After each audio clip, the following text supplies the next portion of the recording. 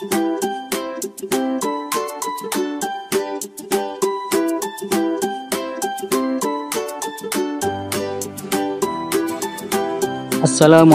warahmatullahi wabarakatuh.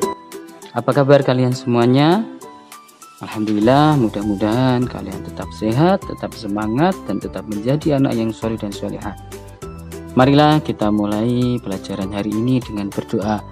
Bismillahirrahmanirrahim. Rabbi zidni ilma warzuqni fahma. Amin ya rabbal alamin.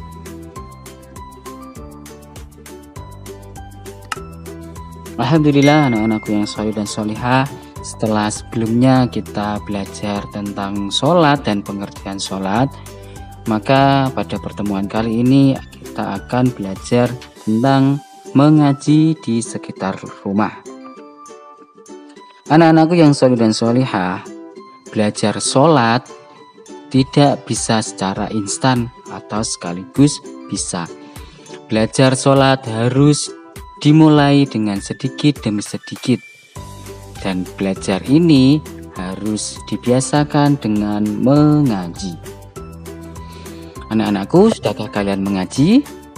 Iya, alhamdulillah semuanya sudah pada mengaji, baik mengaji di musola maupun mengaji di tempat pendidikan Al-Quran atau TPQ. Nah, sebagai umat Islam, kita juga diwajibkan untuk mengaji ilmu agama, mengaji cara beribadah kepada Allah, dan mengaji dalam membaca Al-Quran. Mengaji tentang pasolatan, yakni mengaji tentang tata cara sholat. Ya, sholat tidak hanya gerakan jungkar-jungkir saja, tetapi juga ada syariatnya, ada tata bacaannya. Seperti niat sholat. Sudah tahukah kalian niat sholat? Ya, misalkan niat sholat zuhur yang berbunyi Bismillahirrahmanirrahim. Usolli fardhu dhuhri arba'a raka'atim mustaqbilal qiblati ada'an lillahi ta'ala. Kemudian sholat asar. Usolli fardhal asri arba'a raka'atim mustaqbilal qiblati ada'an lillahi ta'ala. Kemudian sholat maghrib. Usolli fardhal maghribi thalatha raka'atim mustaqbilal qiblati ada'an lillahi ta'ala. Kemudian sholat isya. Usolli fardhal isya'i arba'a raka'atim mustaqbilal qiblati ada'an lillahi ta'ala. Dan sholat subuh. Usolli fardhas subhi rak'ataini mustaqbilal qiblati ada'an lillahi ta'ala.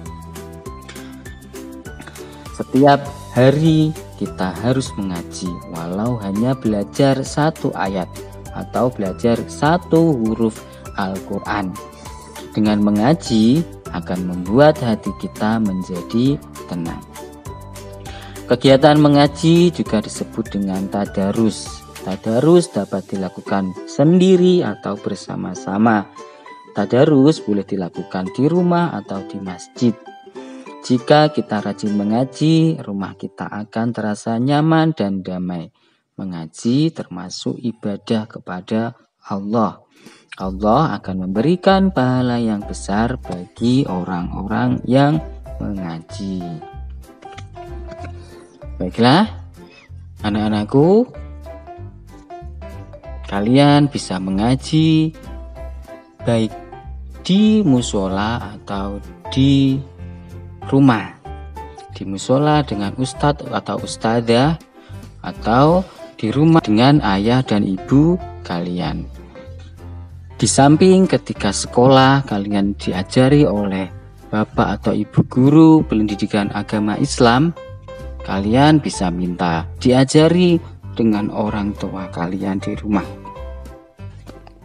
Dengan mengaji sejak dini, membiasakan diri membaca Al-Quran, kita akan mudah untuk mempelajari membaca Al-Quran. Karena belajar sejak kecil ibarat mengukir di atas batu, yakni karena akan awet dan selalu diingat. Mumpung kalian masih kecil, marilah senantiasa belajar mengaji, agar kelak ketika dewasa kalian akan terbiasa membaca Al-Quran fasih dan bahkan dapat menghafalkan Al-Quran. Subhanallah, luar biasa sekali bagi anak-anak yang bisa menghafalkan Al-Quran. Dengan mengaji setiap hari, kita akan menjadi anak yang solih, belajar ilmu agama, baik di sekolah, di rumah maupun di sekitar rumah. Mengaji menjadikan kita belajar tata cara sholat yang benar. Karena apa? Karena amal yang pertama kali dihitung nanti di hari kiamat adalah sholat. Apa jadinya kalau sholat kita tidak benar? Nah, anak-anakku yang soleh dan solihah, demikian penjelasan tentang mengaji di sekitar rumah. Yuk, yang sudah mengaji baik di musola atau di TPQ, mari pertahankan sampai bisa. Jangan menyerah sebelum bisa. Dan yang belum mengaji, ayo bilang sama orang tua kalian, minta supaya diantarkan mengaji. Gimana? Setuju?